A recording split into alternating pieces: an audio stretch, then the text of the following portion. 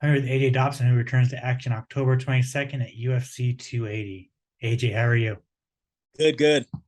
Awesome, man. Awesome. I'm happy to be talking with you. You're 16 days out. How are you feeling? Feeling good. It was a long, long, hard camp. Just ready to get in there. Awesome. Before we talk about your fight, I have a very important question. Why don't you have a nickname? I don't know. I never really. A, a couple of people get. Matt called me the Gazelle one time. I was like, nah, I'm not. I'm not going with that. There've been so many just weird, random nicknames. I just never really officially got one. I'm hoping I can earn one here soon. You haven't got one that like kind of like really like Yeah, you that, that, hear it and it like hits your soul. that's marketable. Yeah. Awesome, man. Awesome. Emoji. I don't know if I can. That is fantastic. That is fantastic. So yeah, it's been 8 months since your fight with Jacob Malkoun. Firstly, I always find it fascinating how professional athletes deal with their first loss. How are the emotions like for you? That night I was pretty devastated. That next day, the whole travel back. But when I really put it in perspective, it's one of those things where I really had to learn that this is the UFC. I'm human, and the biggest thing from that fight was I was really injured going into that fight, and I thought that I could just get another fight in real quick and then get the injury taken care of. But at this stage, I have to give myself a shot. Be at 100%, and that was a good learning lesson. So. Can you reveal what injuries you were dealing with? Yeah, I had a bucket handle meniscus tear, but I'd had that for a couple of years. Being a broke up and coming fighter, it's kind of hard to finance a lot of these surgeries. So I kind of had to rub some dirt on it for a couple of fights, and it was a fight too much. You know what I mean? Yeah. And when I had gotten the surgery, a bucket handle tear usually is about 15 minutes, surgery, quick in and out. But apparently, when I got done, the doctor told me, it was almost 40 minutes because before he could even do the surgery, he had to like dig that loose piece of meniscus out from like behind my knee. I'd had it for so long, training on it, fighting with it for so long that it kind of just really caught up to me. So it was one of those things where I had, you have to address it. You have to, properly address it and move forward. So. So as you said, you feel like the biggest lesson you took from that fight is just you have to take your career more serious and not go into fights injured.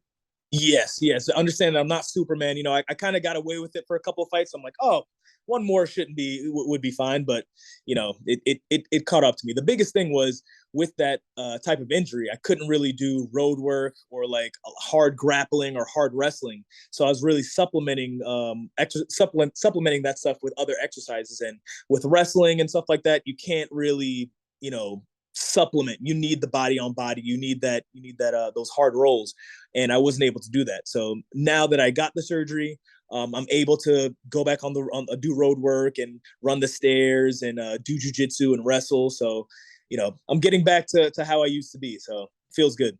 Awesome. That's awesome to hear. Thank you for sharing that, man. Yeah, so it's been 8 months. Were you hoping to get in a little sooner, or is this kind of a good time?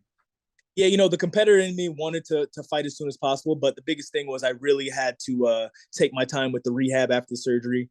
So I took the proper steps. I did the proper rehab and took the proper steps. So I think that it's a perfect timeline right now. Perfect, perfect. Well, let's talk about it, man. Armen Petrosyan. Firstly, before we talk about him, have you seen the headlines where his record got knocked down one win? Yeah, yeah, I saw that. That's pretty awkward, but but at the end of the day, though, I don't really look too much into that because I really pay attention to people like the last 3 to 4 fights that people have. So that fake fight kind of got him to the contender series, you know what I mean? But he won on the contender series really well, so I don't really think too much of that. That is funny though. For sure, for sure. What do you think of him as an opponent? I think he's a great opponent. He's a great stand-up, crisp, strong, tough, durable. He took that head kick from RoboCop and just kept on marching forward. So I'm excited.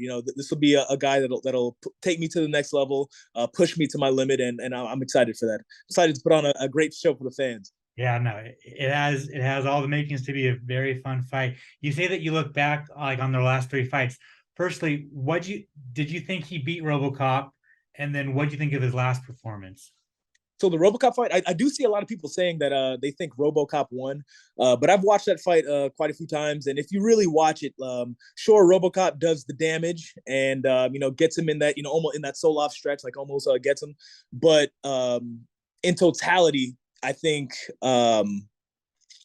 Armen just outstruck him. He was, for every one shot that RoboCop threw, he threw like 4 or 5. Even if they weren't devastating, they still counted. So if you watch back that fight, he wins it pretty easily. I think he gets 1 and 2, and then 3 is a little weird, but I think he gets it pretty good. As far as his last fight, not much you can say. Kyle showed the blue. Showed how to properly beat him. Take him down. Doesn't really have too much takedown defense. So it'll be exciting to see who evolves, because I can't really say much, with my last fight, I can't be like, oh, the key to victory is to take him down when I haven't really proven myself yet. So I'm excited to see who's evolved more and who will implement their game plan. Yeah, I mean, you totally brought it up where he got taken down with your wrestling. I mean, is there a clear kind of way to win this fight in 2 weeks? Yeah, I mean, obviously the biggest thing is bum rush him against the cage, take him down and smother him. But I'm a big fan of MMA. I've always been a big fan of MMA, and I always try to take my fan eyes into my fight. So I don't want to make the fight too boring. I definitely want to test myself on my feet against him and hopefully score a knockout, score a knockdown, or something like that. But if it gets hairy, yeah, I'm definitely putting on my wrestling shoes. Yeah, I mean, it's kind of like, do you want to kickbox a world class kickboxer, right? Show it off, or do you just want to go back to your basics and like know that you got good wrestling, so why not take him down, right? So it's like this like push and pull type thing. Yeah, and I mean, I found a lot of times in fights, like if I get hit or if I get hurt, I kind of just bite down my mouthpiece and swing. So I can say that I'm gonna take him down and do all this stuff, but who knows? I might just go crazy. Awesome, awesome. Well, at the end of the day, October 22nd, how do you get your hand raised? Two things kind of stick out of my mind. Again, like we said, I could sell out with the wrestling. Get a squeak out a unanimous decision, but I really think that I might catch him in the first or second round. I think I'm a little bit faster than him, a little bit more explosive, and if I stand my ground, if I'm smart, I think I can find my openings. Awesome, man. Awesome. So last couple things for me. Having Mark Coleman in your corner, man, with you being such a fan of mixed martial arts, I mean, is it still kind of just like surreal, like having him in your corner and having him back you for all these years? Absolutely, it's unbelievable. I'm so appreciative of him. It blows my mind every time I see his number and him texting me.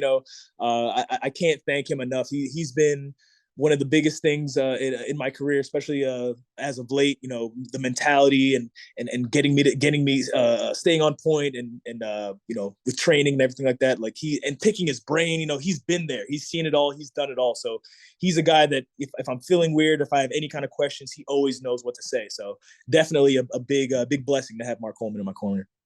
That's awesome to hear. Are you excited to go to Abu Dhabi, that long ass plane ride, or are you kind of dreading it? Now the travel I'm dreading a little bit. I'm not gonna be fond of that 17-hour transit, but I'm excited to see that part of the world. I've never been there before, but I'm really excited to kind of see there, to see the arena, see everything. So yeah, I'm excited. That I travel's mean, gonna. yeah, it's a rough one. Are you going early or to kind of just get used to the time difference? Or are you going fight week? So I wanted to go earlier, but the earliest we could go was like that Monday. So I'll be flying like that Monday evening, and then I'll have like the 2-day jet lag. But by fight time, I should be good to go. So Awesome. And then finally, on your card, main event, Islam Makachev, Charles Oliveira.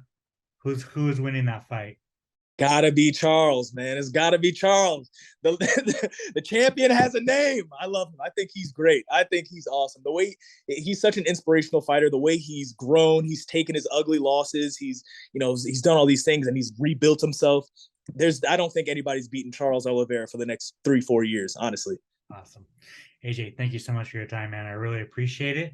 If you want to plug your social media, plug any sponsors you might have, and if you want to thank anybody, the floor is yours. Again, big thank you to Mark Coleman, Adam DeSabato, Matt Brown, everybody at Immortal. You can look me up on Instagram, Dobson UFC, also on Twitter, it's the same handle. Look forward to it. October 22nd, there'll be fireworks going on.